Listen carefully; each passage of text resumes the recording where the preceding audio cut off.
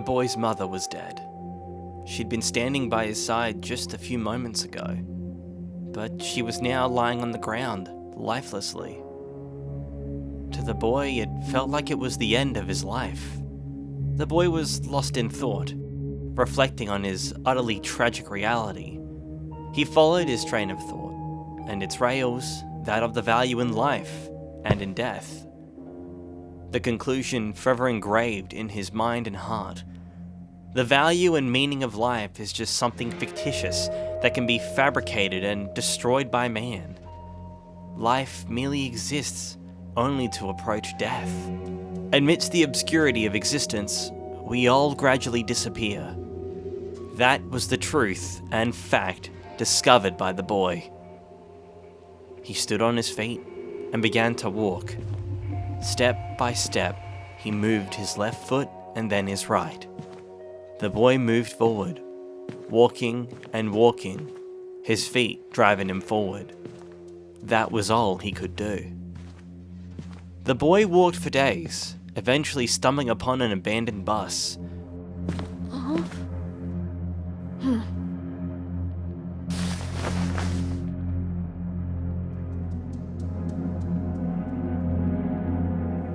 He closes his eyes, drifting into a haunting slumber. Visions of death and grief plague his sleep, only broken by a sunrise paired with a small and frail girl. Without a word, an exchange of glances tells each other everything. The two knew they were similar. The two knew they were both alone. Suddenly, the gunfire rings out, causing a drastic flee. They run and run through the despair that is their reality. Eventually reaching a road, unaware of where it ends, unaware of what lies ahead, the two walk without any understanding of where they're headed, or what lies beyond the horizon. Okay, but what the fuck does that have to do with me quitting my job? Hello, my name's the Pickell. I'm really cool and really awesome. People look at me and assume, wow, he ovulates testosterone at an ungodly rate, which is true, but I'm also a 26-year-old Aussie cuck still looking for love who gets very, very influenced by the media he consumes. I'm here to talk to you about how after reading these 3 books, I decided to quit my full-time job in pursuit of my creative passions. I'm not saying this will do the same thing for you, and I'm also not advocating for you to quit your job suddenly. This is just my very personal response, which I'm pretty sure is pretty exclusive to me. So don't be rash, I'm just a really fucking weird person who, according to TikTok, has ADHD. I guess that's a thing now. I've been on YouTube a good 12 years now, and not once during my time have I just stopped to focus on the things that make me the happiest creatively. While yes, this website is unrelenting and unforgiving, it's also the culmination of a lot of people's creativity all put into one space, and I've always loved it for that. But not once did I kind of just stop and try it, because I feared that the platform would reject me. Yet when reading The Horizon for the first time, it gave me the confidence to try. The title doesn't deceive you. As barbaric as it sounds, this Manhwa played a key part in a pretty big decision in my own life. While not the sole reason behind it, I cannot think I would have taken such a step so suddenly had it not been for Ji-hun Jeon, who, by the way, the name I'll butcher throughout this video a lot. I'm not too sure how you pronounce it. Their 2016 Manhwa, The Horizon. You see, this is a Manhwa with the intention of demonstrating to you, the reader, the horrors of war through the eyes of children, while showcasing to you the story of people trying to find a place in a world that continually rejects them. But in classic YouTuber fashion, I'm gonna be incredibly self-indulgent and make this about me! Unlike most contemporary Manhwa and manga, it's a story told in a way that is brilliantly unconventional, using very little words to convey its story and ideas and letting its silence speak instead. It is a persistent trait in this Manhwa story that forces onto you the pleasure of breaking down what this story is and what these characters are meant to represent. It provides you with spreads that play with perspective, allowing you to perceive how characters are feeling based on solely how they fill a panel. This is one of the most fulfilling and engaging reads I have ever had solely because of that aspect. In fact, it was so engaging that it caused me, the manliest man on the planet, to completely bawl my eyes out. and that over a 2-page spread with a completely interpretive meaning. This video is about the journey that led to those tears, as well as to my reasoning behind why I left my full-time job for something that's, well, a lot more unstable. I mean, there's not really a guide in how to do this navigating YouTube shit. I also want to acknowledge, I know I'm very, very fortunate and privileged to be able to make these kinds of decisions. Not everyone else can. Everyone else's situation's different. I just happen to be in a position where I can take these risks, but I'm aware not everyone is. This is a decision that has long been in the works, but it was this Manhwa that gave me the push I needed.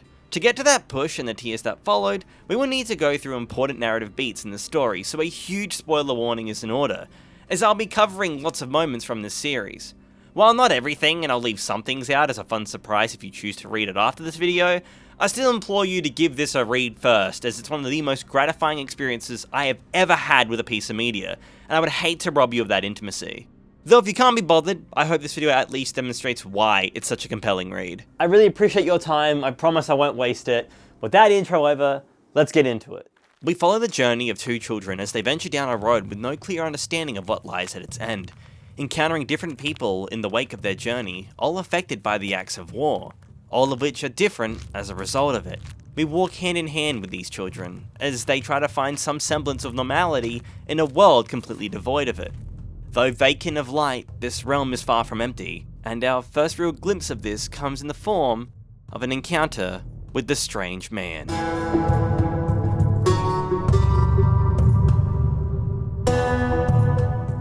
A tall and lanky man gleefully calls out to the children from the side of the road.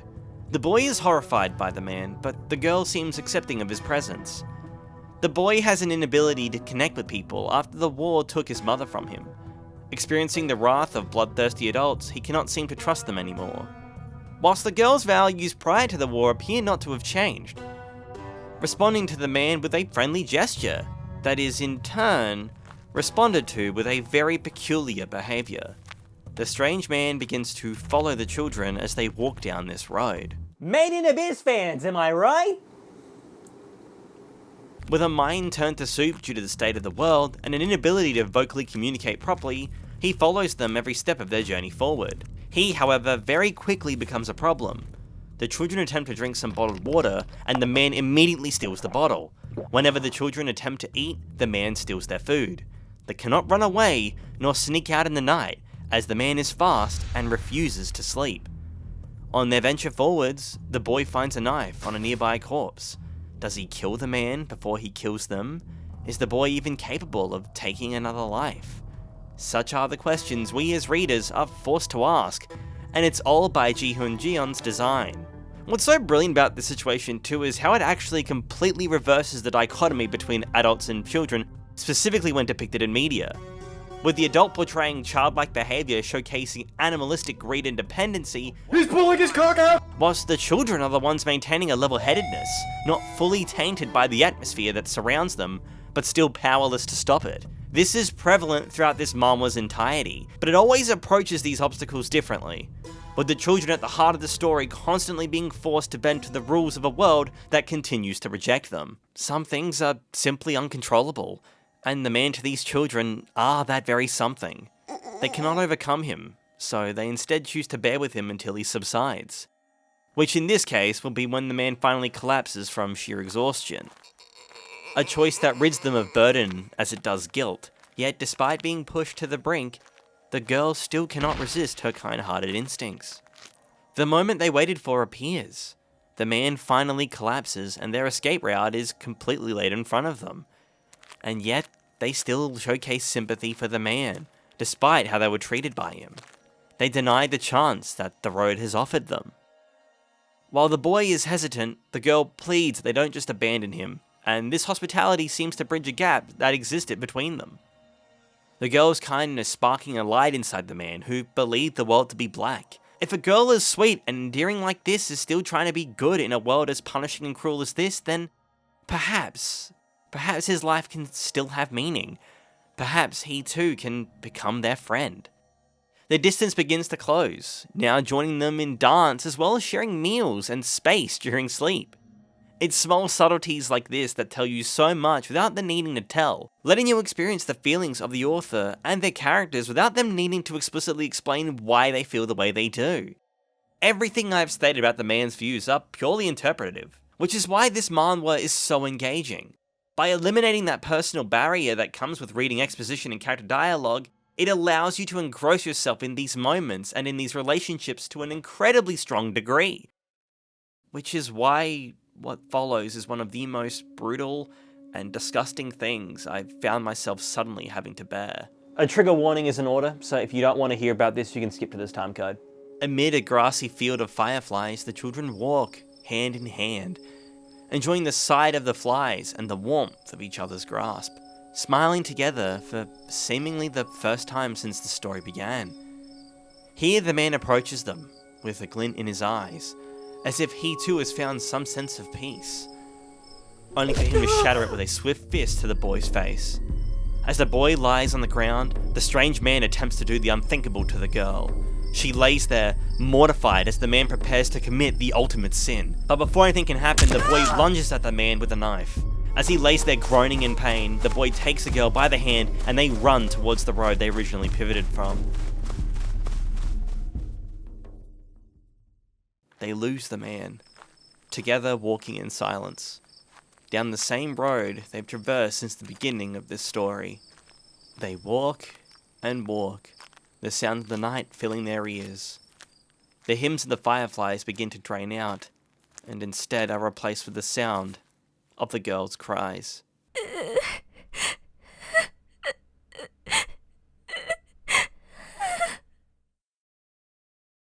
The final chapter of the Horizon's first volume is, without question, the most disturbing and distressing in the entire series. While there are still plenty of misery ahead and distressing imagery still to come, I think this volume is the most disturbing, and yet it is integral to the overarching narrative present in the Horizon. Watching these children's kindness be repaid in such a horrible and cruel way is an unfortunate commonality throughout the entirety of the Horizon. One thing that I've always thought about that constantly freaks me out is the fact that life is limited and very fleeting. That's right, ladies and gentlemen, it's time for the self-reflection piece on why I think I'm gonna die soon segment of the video. Yeah, there's a little animation because I figured we're probably gonna be using this a lot considering my really bad eating habits. Not to freak any of you out, but can you legitimately picture yourself in the next 5 to 10 years? I know I personally can't even get a glimpse of what my life will be like in the future. Sure, I have goals I want to achieve in those next few years, but I can't say it's something I can easily visualize, and, well, that really scares me. What if I'm spending so much time trying to make something of myself and the end result is, well, nothing? These children tried to be good, tried to do right, only to be crushed by that very kindness. Because no matter how good a person you are, there will always be bad people. No matter what you do, you can't control everything, because nothing in this life is certain. But even if nothing is certain, the children still walk. Like a dwindling light in the dark abyss, they continue to burn.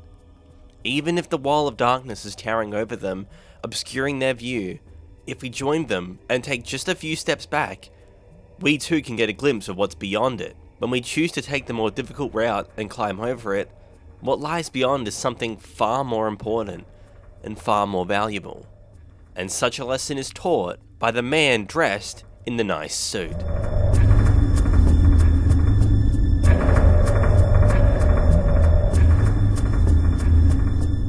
The children awaken in a small habitable room after being saved by a man in a suit from a kidnapping by a group of men. The man, despite coming across as quite stoic, seems to be quite hospitable to the children, taking care of their wounds, feeding them proper meals, and providing them with shelter. He offers to continue to take care of them while they recover, providing they assist him with some manual labour. There are looters, kidnappers, and savages that roam around the abandoned city in which these children now reside. The man in the suit has a base of operations where he aims to rid of what he deems to be the bacteria that plagues this world. The children's job is to point out on a large monitor the coordinates of those running through the city, so the man in the suit can snipe them out. Oh shit, it's like 5 Freddy's at nighttime! The girl is unable to do this though. Despite being the victim of the cruelest peak of man, she still earnestly believes that killing doesn't solve the problem. But the boy is slowly but surely realizing that in order to protect the girl, he may have to conform with this ugly and cruel world. The girl instead assists the men with their cooking at night, whilst the boy will aid the suited man with their operations during the day. What I adore about what has been written here is how both the children represent a different kind of caring. The girl and the boy are doing what they can for the sake of the other. It is not that the boy enjoys killing, it's just that he feels he must harden his soul to protect the one thing he has left. Whilst the girl, who could very easily wallow in despair and leave it all to the boy, eagerly jumps at the chance to learn how to cook to provide for him on their journey down the road again. It's an innocence and dichotomy that just feels incredibly believable. Both having an exceptionally important role in each other's lives, not just as people, but also having the knowledge and experiences that are exclusive to them that they can actively use to support the other. I love this kind of shit, man. I can't really think of a show that does this. Like, nothing really comes to mind. Throughout this time, the boy is becoming conditioned to death, through his continued assistance with the suited man. Though there comes a moment where a marauder who loses his weapon is suddenly on the run. The boy tries to convince the suited man that there is no need to kill the marauder, as he lacks a weapon now, as if the tears and fear painted on the man's face is reminiscent of that of the girl's. The suited man is both jaded, but also completely logical. He anticipates that if the man is left to run and avoids their traps, they will reach the very base in which the girl currently resides. Knowing that, one of his traps are let off, engulfing the pillager in a cloud of fire. The man in the suit is an interesting look into how our environments shape us. He is ambiguous as a character. In fact, all we really know about him are through very discreet glimpses. The life in which he has truly lived, we only really understand through a small photograph, 2 speech bubbles that outright tell you he was a doctor prior to the world going mad, and that it's people like the runner who took his beloved from him. He also appears to be sick, and despite being a doctor, it seems incurable. Or perhaps he merely doesn't want to treat it. That is left for you to decide. The man is stoic and methodical, but genuine and compassionate, sympathizing with the kids without a hint of it shown on his completely deadpan face. Yet despite how he appears, he is actually the most transparent character in the entire series. Someone who we see as a mentor to the children very quickly begins to unveil his truly jaded and yet brilliantly honest self. And it's done so through a very particular use of words and their phrasing. They sit at the table, with a meal prepared by the girl and the man, discussing their future plans now that the boy has made a full recovery. The boy and the girl state that they aim to simply move forward along the road. While shelter and food is provided for them here, their goal lays beyond this place. The man is receptive to them doing what they can to achieve their desires, but is dismissive of their idea of the road. To the children, that road, that horizon, is all they have and all they wish to seek. The man, however, has given up on that horizon and simply states that all roads will end, and that it's impossible to move beyond a road with a definitive end. Clearly in reference to his loss of family and in turn, his loss of aspiration and drive. The man states that it's impossible. Nobody can keep moving forward, as he truly believes there is no future, no peace that lays beyond his reality. But here, the boy, who we thought to have changed as a result of his time assisting the man in his killings, rebuttals and confidently proclaims, "That's not true! We will make it happen!" He reacts in a sympathetic way, hoping for their sakes that they can find some solace beyond this place. The man has given up on a future, for the walls that make this city cover any sense of light, and yet these children, way smaller in size, can somehow look beyond those walls.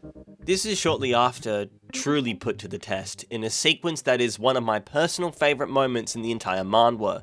The suited man captures one of the thugs who abducted the children earlier on in the story. At this moment, the suited man has one last task for the boy. He has taught him how to shoot, but now he wants to teach him how to kill. The gun feels right in his hands, as if it were his own limb. The suited man exclaims that it was thugs like this who killed his loved ones, that the person in front of them is vile and cruel. The anger begins to fester inside him. The animalistic desire to protect what is precious to him overlaps. And in that moment, he fires the shot. Why didn't you kill him? He can't be a threat to us. Even if it's true he kidnapped us before, we are ultimately still alive. so there's no need for me to kill him. He's being punished enough as is. But he did hurt her leg, so that's why I shot him in the leg. He's a human being just like us. I cannot kill him right now when he doesn't pose a threat to us. I see. I know very well what you are thinking.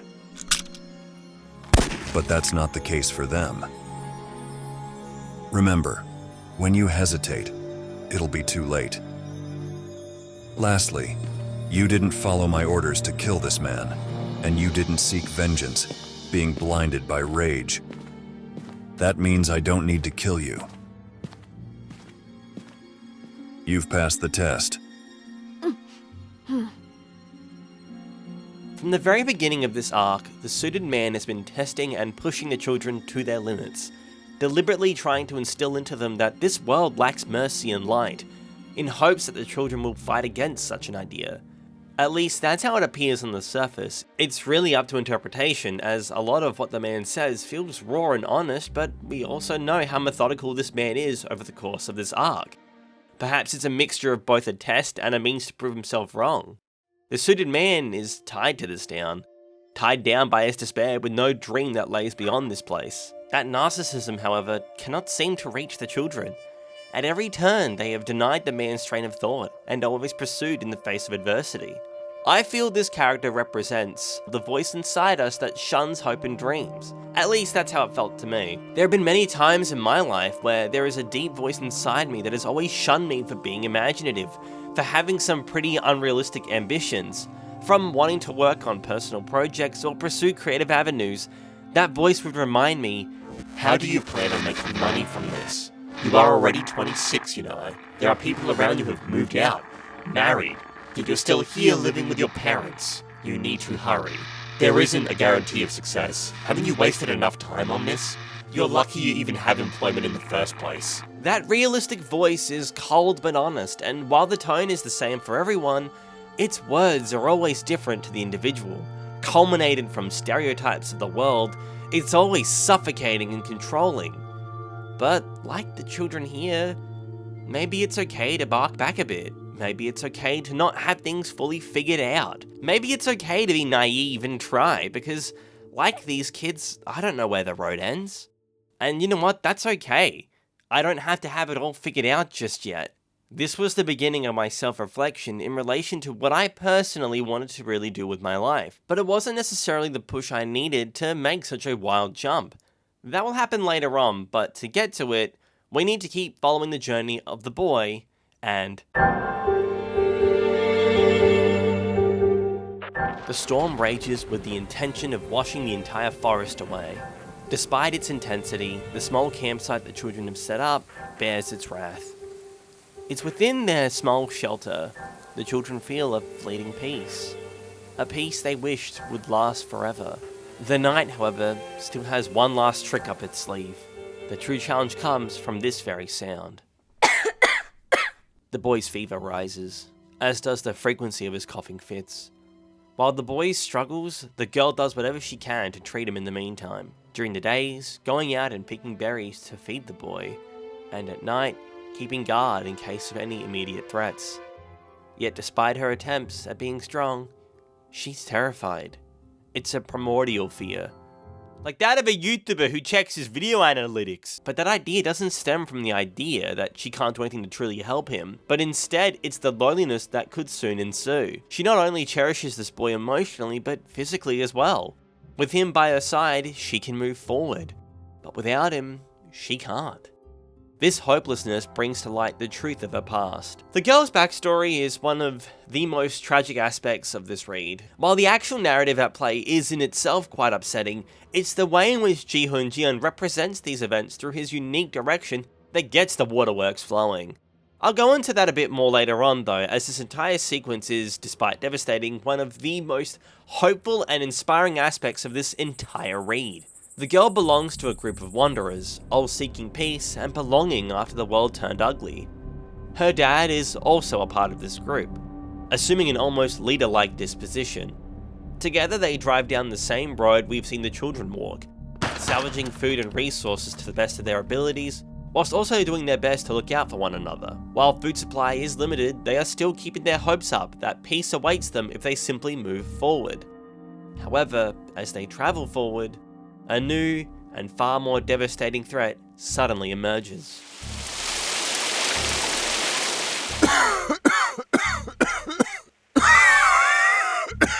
The old man on the bus is dying, infected by a virus with a contagious nature, putting all seated people on the bus at risk, including the baby of two newly become parents. The road this group travels is one of uncertainty. If they keep heading forward, will they find a hospital of some kind? Are there still people out there willing to treat them? Is there even a cure for this? Nobody knows what lies at the end, and so begins the scariest thing of all. Human rationality. They leave the old man behind to walk the road, his tears being his only company. And as the journey continues, people begin to succumb to the illness. A rider who fears his memories, his existence, all of it will disappear when he comes to an end. A lady who understands that existence is pointless if you are merely surviving, as opposed to truly living. A married couple who aren't satisfied with merely being remembered in people's hearts, truly just wanting to live with their newborn child. A baby, unaware of how the world around them even works. A father who loves his daughter above everything else. A 26-year-old man who's insecure about his 5'11" height. Alright, how did that get in there? Everyone on this bus had a story of their own, had an entire life they are being forced to leave behind. The road ahead of all of us will turn in uncontrollable ways. Such is our existence. There are no certainties. There are no guides through it. All we can really do is walk it. All we can really do is grit our teeth and bear its challenges. And my God, isn't that just exhausting? Everyone's existence is shaped by how they interact with their road. For some, their road is forever bumpy. For others, it's perfectly flat and easy to traverse. Some roads loop whilst others suddenly end. Not being able to predict where they lead and how to navigate them is exactly why we tend to give up on it. Because we can't clearly see what lies ahead. We actively choose to close our eyes to it. But such a perspective is not shared by the father of the girl. When it's finally his time to leave, he fights back his tears despite being forced to depart from his beloved daughter, regardless of her tear-jerking protest. He maintains a strong facade and proclaims the following. You remember how I told you that the Earth is round, right? Yes, the Earth is round. So if you keep walking forward, I'm sure we will meet again. He says this with such believable certainty, you almost fall for his deceit. Promising his daughter that they will eventually meet again, he walks down the road with nothing but a promise guiding him. Days seemingly pass, and he is slowly being devoured by his sickness. His situation is incredibly hopeless, and yet all he can really think about is his daughter, and how she fares as of right now. Time continues to move. He makes the painful realization that it has been days since he was last able to cry, and worries that perhaps when he dies, all of his feelings will have been stripped away from him, as if his impact meant nothing in the end. And yet, despite these thoughts, he keeps walking, and walking, and walking, until he finally can't anymore. And in his final moments, he lays down to rest, and simply continues to believe that he and his daughter will someday meet again. There is something so powerful about this moment in particular. Watching a man, just a normal man, never truly give up on his dream. No matter how flimsy and unrealistic, he died believing it to someday be true. I think it's really easy for us to give in. It's much easier to let our dreams die when they are seemingly impossible and unrealistic. This isn't even a wrong way of thinking. There is nothing inherently evil about being realistic. You can't just expect things to work out somehow. Yet you hear it all the time, from self-help books to backstories of celebrities. It's the same spiels. Make your dreams come true by taking those risks.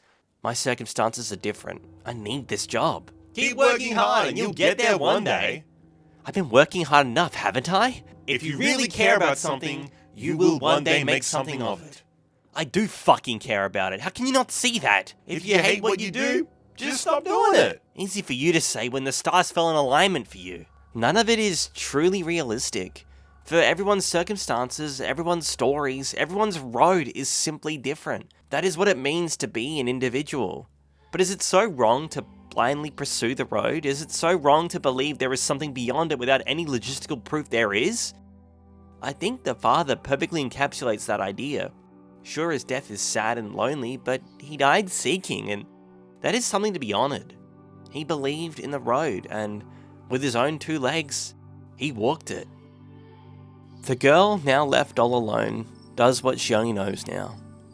She weeps, incredibly loudly into the dreadfully quiet sky, weeping for all humanity, weeping for us. The girl's cries reached me. It rung to me a much-needed message that lots of us tend to forget, and lots of us take for granted. Existing is hard. Just being alive is draining. While it has its ups, its downs are plentiful. And yet, I'm still here fighting. Despite everything, you're still here fighting as well. We are incredibly strong, and above all else, we are not alone.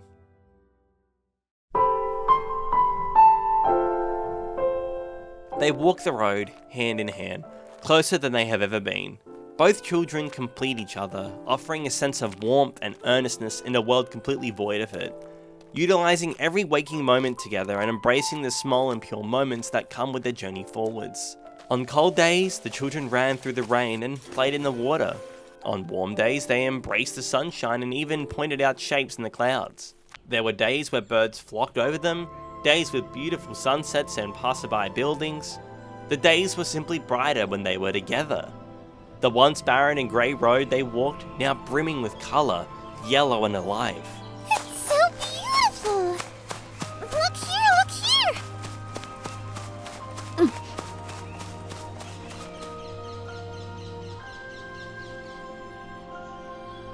They lay together in the field of yellow. In that moment, a beautiful act of honest love takes place, in the form of a promise. When we grow older, will you marry me?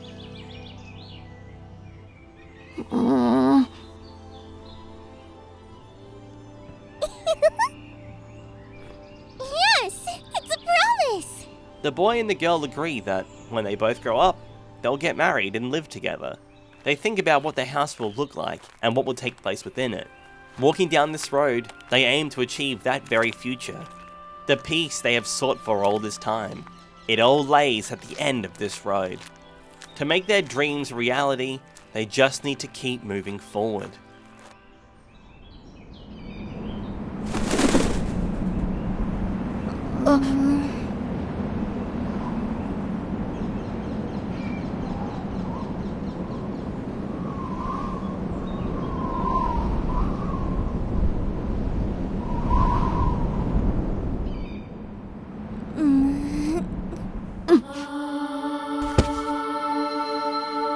The pathway laid out in front of them now has become buried under the shrubbery of uncertainty.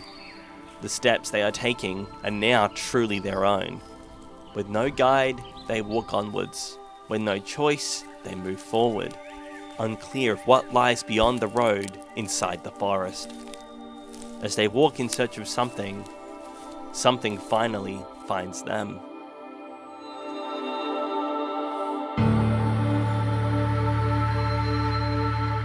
Children, both an almost perfect mirror of our leading pair, both seemingly with nowhere else to go.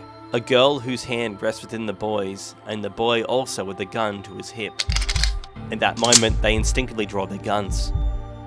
The world forcing upon them this very reaction, both conditioned to the same internal thought. Why is the world this way?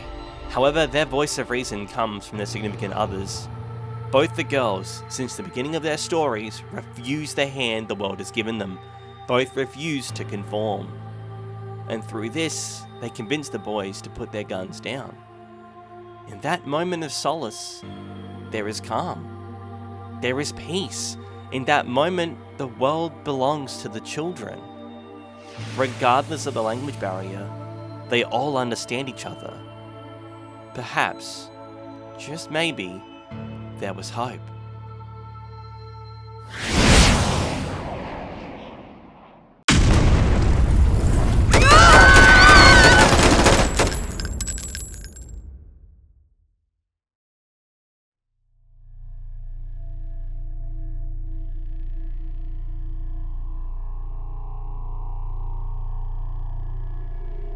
boy's lover was dead.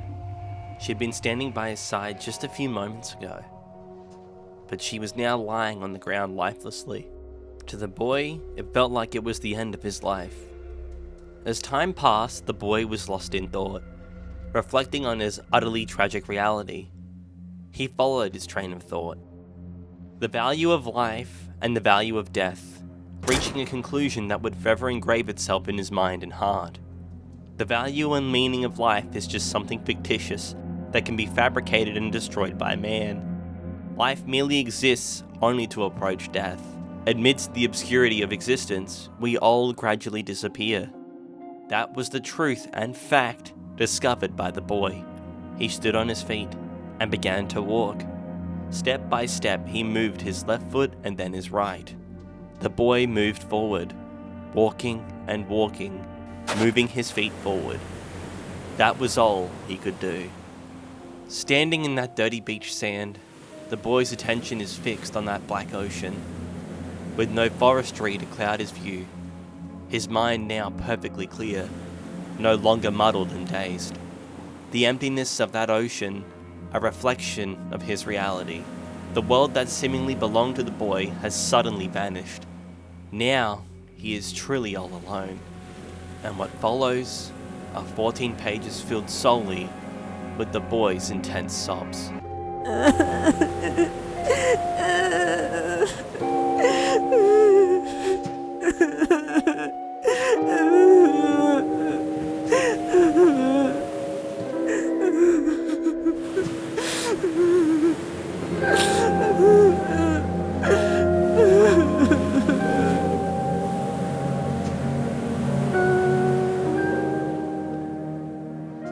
The first half of the last volume of The Horizon is unapologetically upsetting, showcasing an honest story of just a boy who dared to dream, and the universe simply said no, having everything stripped from him in an instant, as if the world's punishing him from veering from the road.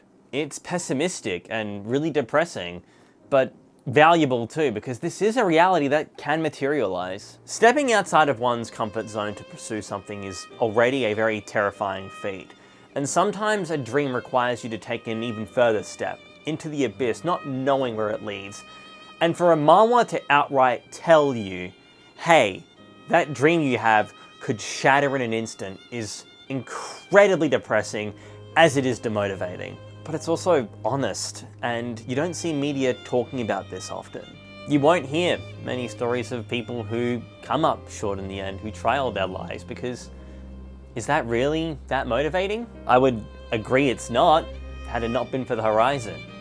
Because after reading it, I quit my job in pursuit of my dreams, in pursuit of that darkness, just to see what's at the end of it. The Horizon makes me want to believe.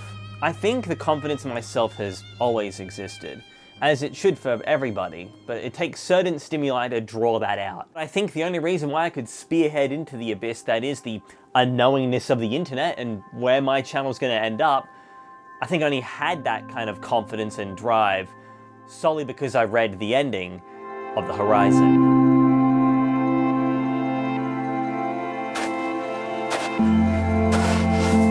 The man walks along the shore, his net packed with freshly caught fish. The sea, a pure black without a hint of life in its dim reflections, as unchanged as it was that horrible night. Walking along the white sand to the house of his dreams, he eats his dinner and looks into the dark sky and eventually succumbs to sleep. The routine is cycled over and over and over again, merely waiting out his remaining days. The man was destined to waste away all alone. On a morning like any other, he walks along the shore and notices some footprints in the sand. He follows them, gun held in case of hostiles, and those footprints lead him to a small, well-maintained campsite. Its owners suddenly make their appearance, one with a missing hand and leg, and the other heavily vision impaired. Their appearance reminds the man of the two children from many moons ago. He puts away his gun, apologizes, and leaves. The one thing he wished he had done way back when. The adults seem friendly and want to form a connection with the man. But aside from a crippling language barrier, the man's heart is completely closed off. He has no need, no drive for connection anymore. Hell, he likely feels he's never had connection and doesn't want to be hurt again. And yet the couple persist, and persist, and persist, and persist. And with time, the man begins to let them in. We see this through him teaching them his language, playing card games, walking alongside them down the coast, and even occasionally letting out an earnest but quiet smile. Their connection grows as if they were neighbours, to the point where the couple can speak fluently, and the man can speak honestly. One night, he opens himself up to them. The man talks about the road, the one he grew accustomed to. He explains his true motives behind walking it. When I was young, I believed that we could keep moving forward forever. Yes, the earth is round, and it holds us to the ground. I believed we could keep moving forward forever. The truth be told, the man had always feared what waited beyond the road. Complacent in his fate being provided to him on a silver platter, instead of seeking it out for himself. While he dreamt of a life with the girl, perhaps he thought things would simply fall into place if they were together. As the group sit, listening to the man's earnest feelings, the husband then looks to the man and says, "All we can do is believe. Believe in the love meant for us all." This directly relates to the girl's father from chapters prior. His death was accompanied by a belief in the love he has for his daughter, never disappearing, believing that they would be reunited someday. To believe in love and ourselves being worthy of receiving it seems to be the core idea of this volume, and yet our protagonist, honestly, without a hint of emotion, responds simply with, I hope your faith isn't meaningless. The man has grown isolated from love as he has his faith. The man does not have drive anymore. He has nothing left binding him to this world. The man is trapped in a darkness he has created with no way seemingly out. But then the world decides to challenge his beliefs, one final time. High tide claims the disabled man, pulling him into the black depths below. The wife, pregnant and weak, can't jump in to save him. She instead is forced to watch on as the ocean consumes him. The man awakens to the sound of the crash, and upon reaching the shore, he sees her, crying endlessly. He knows what has happened, and yet he simply watches on. He too is powerless in this situation. His age leaving him brittle, his mind rendering him powerless, proclaiming that this is truly just the fate of man. To exist is to suffer. All we can do is cry and cry until we can't anymore. As he begins to turn tail, a voice suddenly calls out to him. But what about you? Can you accept this ending? Can you bear to watch those tears? No. No. Never. How could I possibly accept that? Then. No! Right now! Run! The man dives into the darkness, moving his legs, moving his arms, one at a time, forwards into the nothingness. He descends into the black and sees the husband falling deeper and deeper into the dark. As the man swims closer and closer, the shape of the man he intends to rescue changes. Its form now of himself. Himself as a small, scared, crying child, abandoned by the world and succumbing to the dark. The man embraces him to reassure him that they are not alone. Together, they try and look up, but only the black awaits them. In this space, there is no up or down, just emptiness. They don't know which way to go. The man truly has no place to return to. For what lies on the surface is merely more pain and suffering. Whether they sink to the bottom or keep swimming, is there really a difference? They begin to fall deeper and deeper into the abyss, the darkness completely enveloping them both. And yet, just as they are about to give in, the sun begins to rise. The man finds the strength to believe again. It illuminates the surface, giving them a sight to swim towards, giving them hope. The man doesn't know what truly lies beyond this water. He doesn't know what life awaits him on the surface. He has never known what lied beyond. And it's precisely because he doesn't know that he pushes one final time. He pushes himself above the water to witness what truly lies beyond the horizon.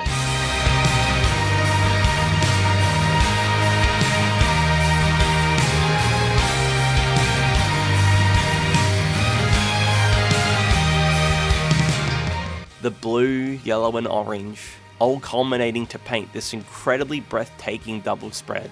This beautiful coloured spread is precisely why I love this medium so much. I don't really have a clear answer as to why, looking at this, I bawled my eyes out. I can only really guess. Was it the fact that this fictional character was able to find some semblance of peace in the end? Was it the fact that I could see myself in the boy a bit? Was it the fact that this spread is the culmination of everything this book stands for? Well, I don't really have an answer, and I don't think anyone's supposed to. But art makes you feel things, and this is definitely that for me. Who we are and what we're meant to do, what we are meant to feel and what we are meant to achieve, nobody knows what will become of us in the next few years. Nobody knows what kind of person they'll be tomorrow. Life isn't so simple that you follow a roadmap and it leads you through it. While you can make a blueprint, it's impossible to factor in every single circumstance. Bad things will happen. Uncontrollable circumstances will rear their heads. You will have god-awful days, but they will come to pass. And surely they will creep up, sometimes for longer than anticipated. Sometimes those days will last for weeks, months, years even. But those days will always come to an end. There is always going to be a tomorrow, and that tomorrow is something that brims with possibilities. So await that sun. So long as tomorrow exists, it will rise again. Look, I don't know where my life's headed now that I'm veering off the road that brought me stability and comfort. Fact of the matter is, I've been doing this a long time, and there's never been a guarantee of success in any of that. Fact of the matter is, this all could be for naught, and I may end up having to crawl my way back up into some kind of random office job. What I'm doing is downright silly buggers. You know, it's illogical, but sometimes you have to say fuck you to logic and just try things out. Life's too short for what ifs and what not have yous, you know? And I think thanks to this manhwa, I'm able to actually try that. I'm in a spot where I can take these steps, so that's what I'm gonna do. And I'm not gonna look back. Even if this road amounts to nothing, I can happily say, I took those steps. I walked that road. And I only hope that you'll be able to, or you currently are, walking your road too. That doesn't mean quit your job. That's not what I'm saying. Holy shit, no. What I'm saying is you should do things that make you the happiest, pursue things that make you the happiest. Hey, thanks so much for watching this video. This is probably the most vulnerable and honest I've ever been on this channel, so I sincerely appreciate you taking the time to let me talk about this incredible story. And hey, speaking of thanks, I want to finally thank my patrons so much for their support. It well and truly means a lot to me that you all are here to help me achieve this very goal of mine. I hope I can make you all proud and give back to you what equates to even a shred of the confidence you've given me with your support. I'm sorry I wasn't able to get another video out last month, so to thank my level 4 patrons for their support and continue wait for content, I want to not just shout them out by name, but also draw a little picture of them in association with their usernames. So big thanks to Mighty Dong, fucking rad username by the way, Lux Koa, Jake Regan, Sea of Clouds, and Larry. Your support of what I do is truly appreciated. That's it for me. If you'll excuse me, I'm going to start staring at the sun and experience some good old existentialism. Stay safe out there, y'all.